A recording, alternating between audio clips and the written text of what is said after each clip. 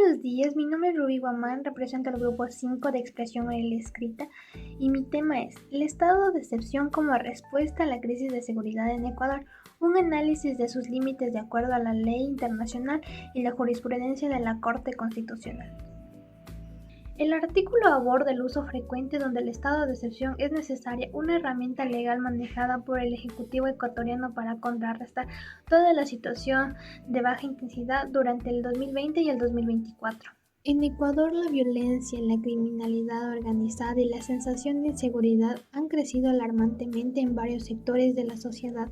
Los homicidios, los atentados contra las personas y la creación de organizaciones delictivas han colocado el Estado y al mismo tiempo han puesto a revisión si existen en realidad vigentes todos los derechos y libertades fundamentales consagrados en la Constitución. Pero el uso frecuente e incluso prolongado del estado de excepción ha abierto un profundo debate de límites y posibilidades de una figura constitucional a la par que sobre la necesidad de proteger los derechos humanos, aun en situaciones extraordinarias como lo señala Molina y Vázquez, el estado de excepción es un instrumento legítimo de defensa institucional, pero en su uso abusivo puede debilitar los controles democráticos y dar lugar al arbitraje del Estado. Uno de los aspectos centrales del estado de excepción es el principio de legalidad, que significa que toda restricción de derechos debe estar recogida en la ley y motivada debidamente.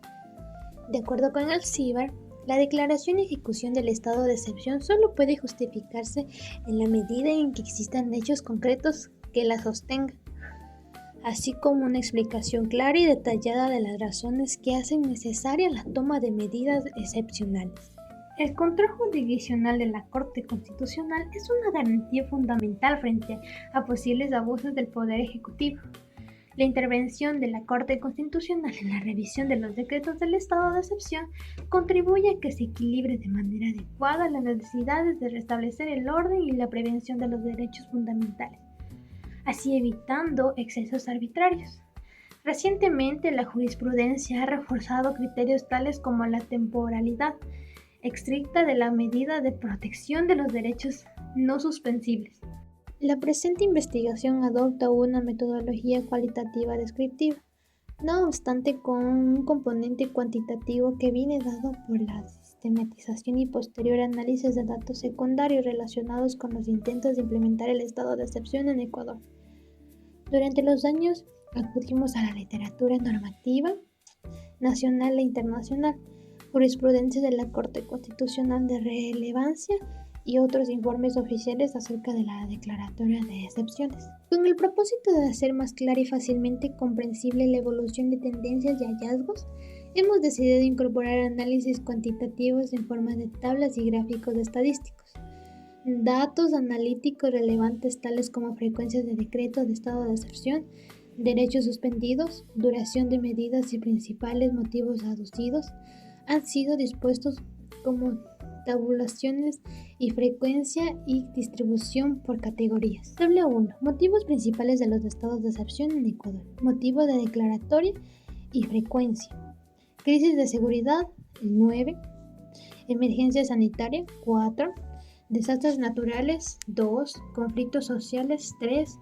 Y otros, 2. Lo que nos da un total de 20. Interpretación. En el periodo de este estudio, el motivo es declarar un estado de excepción con más frecuencia ha sido una crisis en la seguridad interna, abarcando así el 45% de los casos seguidos por emergencias sanitarias y conflictos sociales.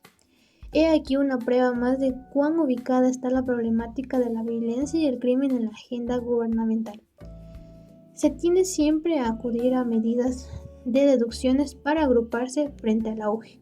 Tabla 2. Derechos constitucionales más restringidos en los estados de excepción. Derechos restringidos y frecuencias. Libertad de tránsito, 14. Libertad de asociación y reunión, 11.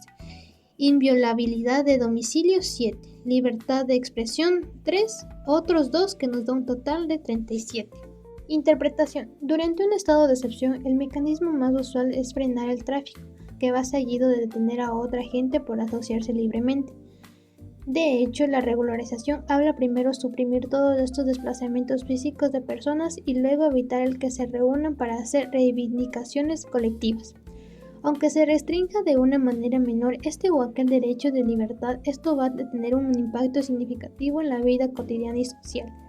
Es muy importante que las autoridades ecuatorianas opten por utilizar mecanismos cotidianos de control y prevención, recurriendo al estado de excepción solo cuando sea estrictamente necesario y por un periodo de lo más breve posible. Según Alcibar Toala, los tratados internacionales que el Ecuador ha ratificado han de ser observados y los derechos fundamentales han de ser respetados sin que haya caso de excepción alguna. Recomendaciones.